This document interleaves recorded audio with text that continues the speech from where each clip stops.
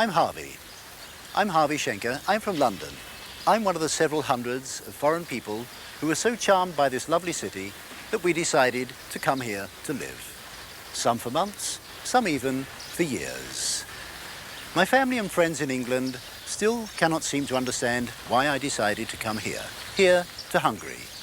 So I'll try to explain.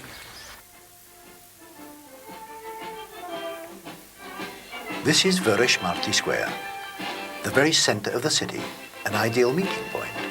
There are always free tables on the terrace of the old cafe, named after the Swiss confectioner Emil Gerbo, who settled here in Hungary. There is a sculpture of Vörösmarty, the great Hungarian romantic poet, in the middle of the square. It was built from public contributions. The most touching of the donations, the lucky penny of a church beggar, was actually built into the sculpture. You can easily get anywhere from here. Over there, 100 meters to the west, is the bank of the Danube, with the promenade known as the Corso. There are the classic shopping streets, the downtown to the south. The city, the banking and political quarter, with the largest House of Parliament of the continent, is to the north.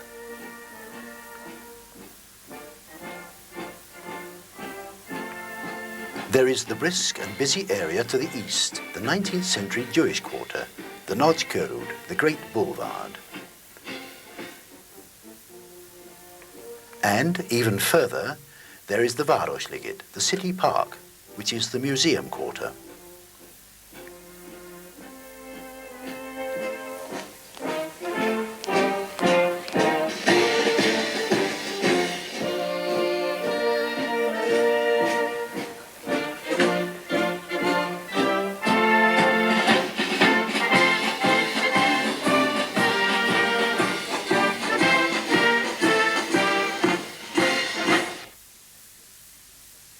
Budapest boasts a special geological formation.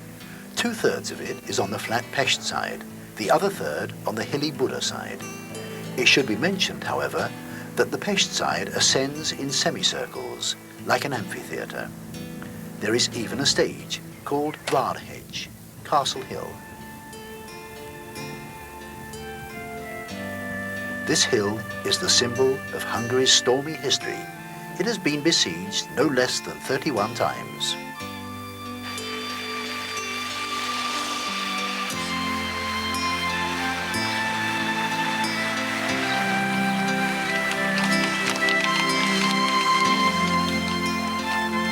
During the last siege, in 1945, the 18th century plaster of many bourgeois houses fell off, enabling the medieval facade to be seen.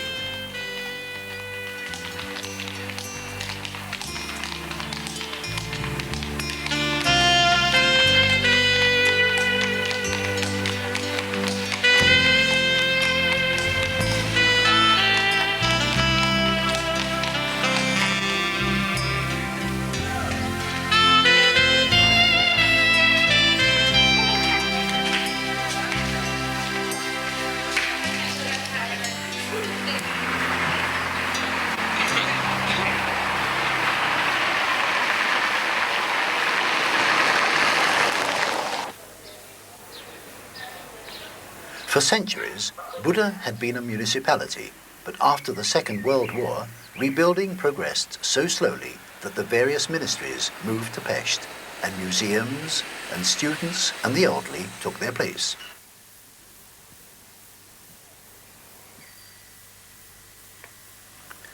This sculpture of András Hadik, an 18th century hussar, is a well-known place for pilgrimages. If a certain part of the statue is touched by technical university exam candidates, it is said to bring them luck.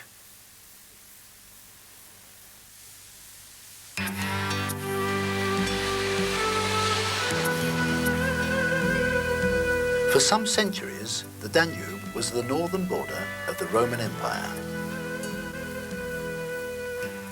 You can guess how big the army camp had to be if they built such a large baths for it, about 120 by 140 meters. This bath was excavated quite recently. Even many local Budapest inhabitants do not know it.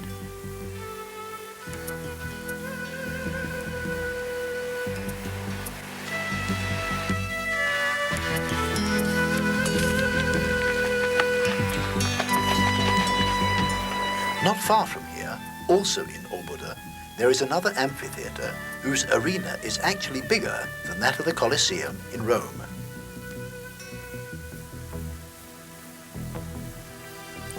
The three settlements, Pest, Buda and Óbuda, on the two banks of the Danube, became united 120 years ago when, after centuries of being just a subject, Hungary gained its autonomy, or even more, partial independence from Austria. At that time, there was only one stone bridge, the legendary Landshead, the chain bridge, to link the banks together.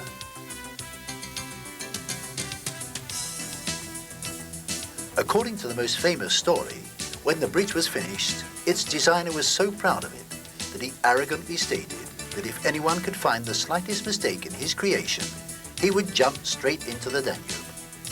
Sure enough, a bootmaker's apprentice suddenly yelled out, "You haven't given the lions any tongues." The designer was just about to jump.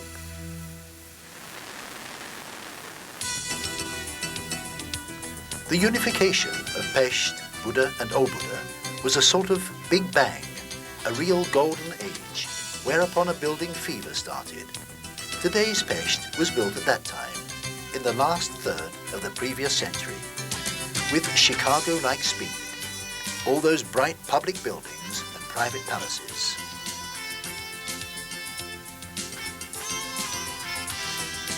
Three new bridges were built also. Personally speaking, I like the Szabadság, the Freedom Bridge, the most.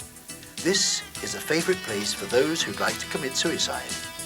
Only a few actually jump off.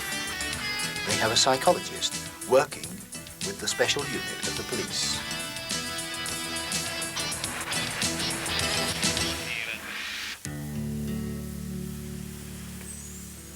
Budapest is the kind of city where one should take binoculars rather than a camera. This is the town of hidden treasures.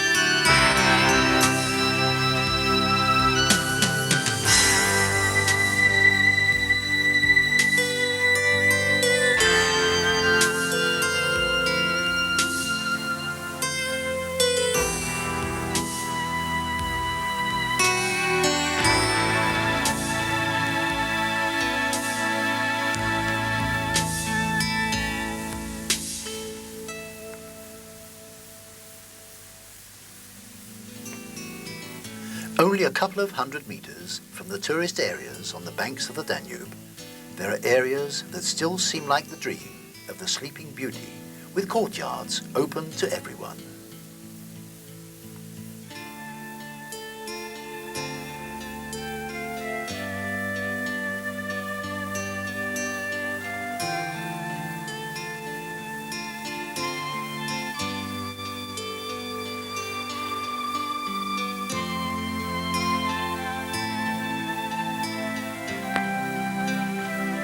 Perhaps this particular courtyard is the most picturesque. It is in 7 parts with a break in the middle. One looks back and cannot see where one started from. 100 years ago, 70% of the occupants were Jewish.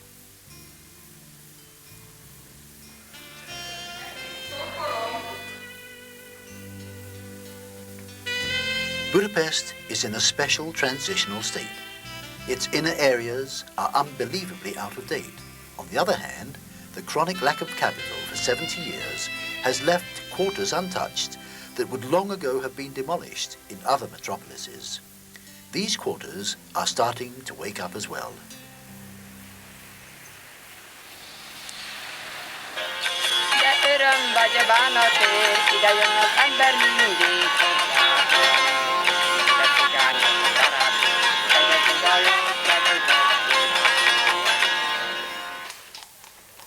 Budapest is a city for those who like to stroll around. Public transportation is very good, but I myself like to walk wherever I can.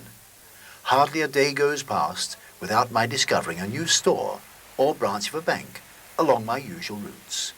And I just cannot stop being astonished that one can just walk in to almost anywhere.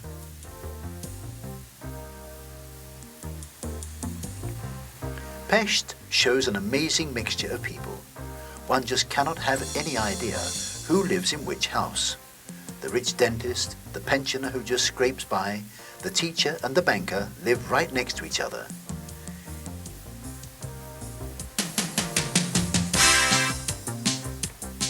It is only the new entrepreneur class that has moved up to the hill, to Rojadom or Rose Hill, or even beyond.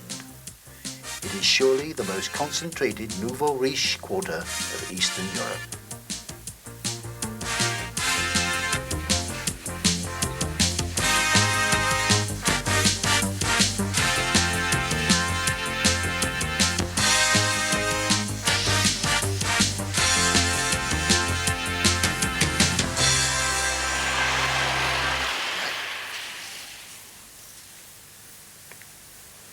Budapest is in a transitory state.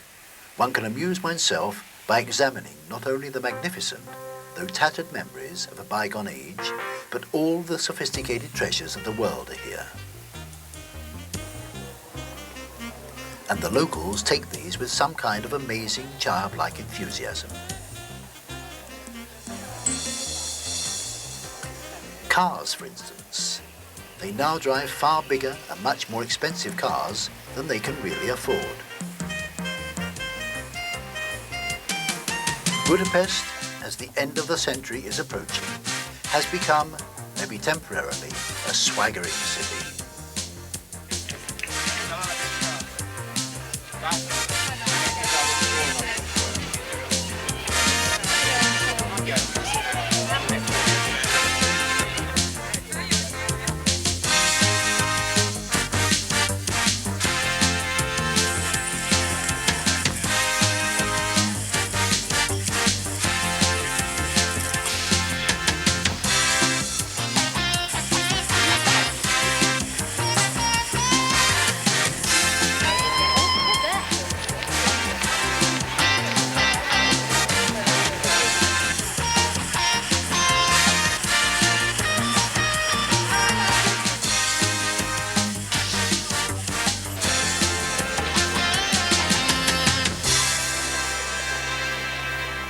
Coming to Budapest is something like being on social safari.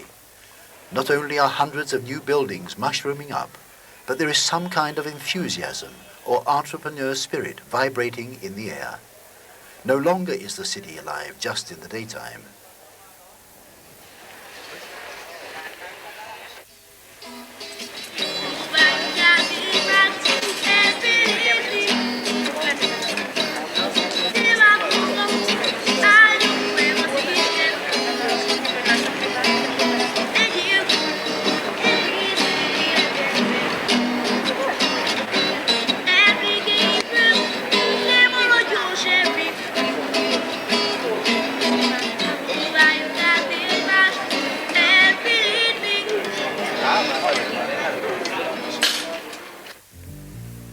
There are as many cabs as in New York, and almost as many day and night stores as in London.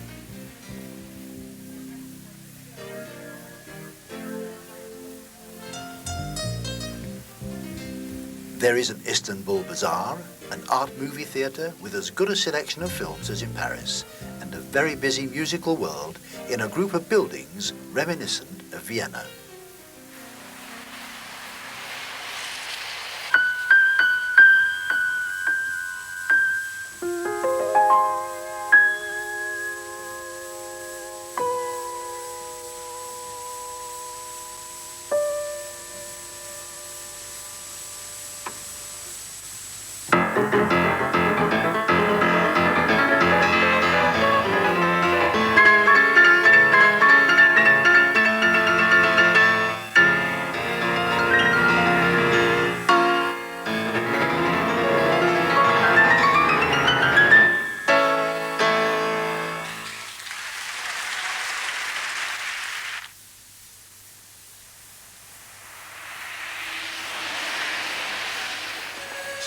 The hot medicinal waters of Budapest are so plentiful that they provide central heating for many buildings.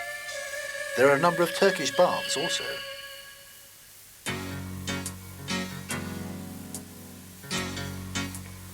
My favourite is the secessionist Gellert bath. Here, in this open-air part, you can see the most perfect female bodies of Eastern Europe.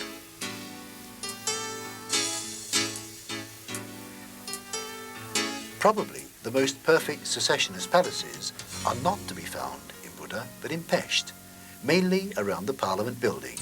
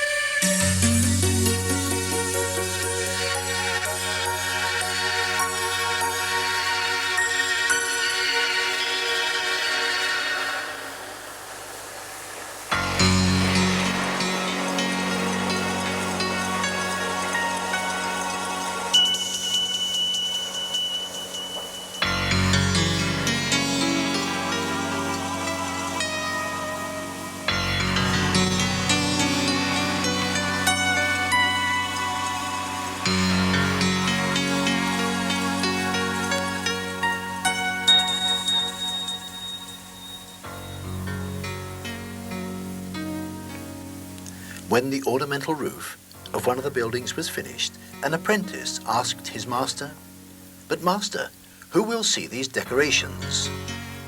"The birds, of course," came the reply.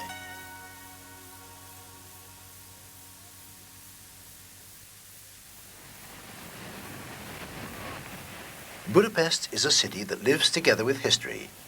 Since the time that the visiting German Emperor Wilhelm reprimanded Franz Joseph because there were but few statues in public areas, the number has grown considerably.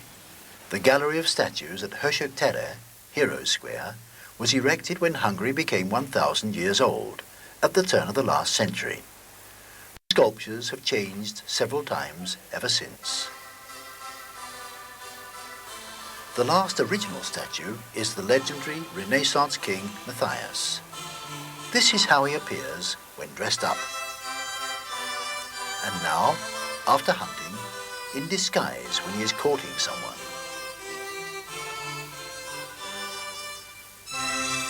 Since his time, Hungary has just now again become fully independent.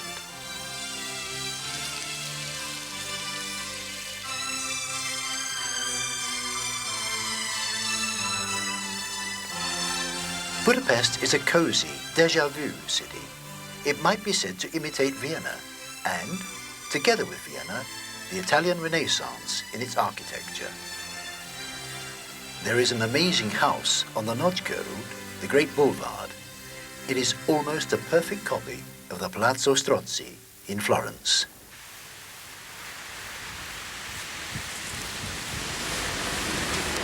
Everything about Budapest seems to be familiar, but there's something in the spirit of the people, something incomparably original, somewhat ingenious, possibly ironic, and invincible. And somehow or other, even though one may not have any Hungarian acquaintances, one can somehow feel this. That Budapest no longer has any secrets, even from the total stranger. Today's middle-aged generation grew up in the long-gone pomp of the scene, and, to its great surprise, freedom suddenly arrived. Initially, some 10 years ago, gradually growing freedom in business affairs, and, a few years ago, political freedom.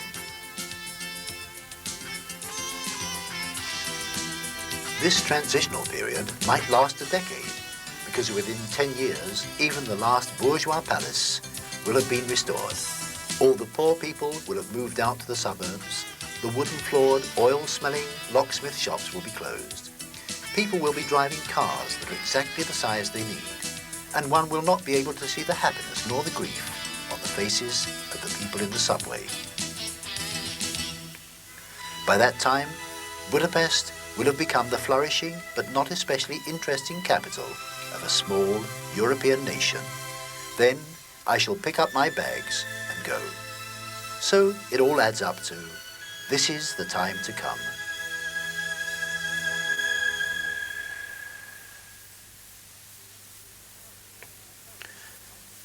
Oh, I almost forgot.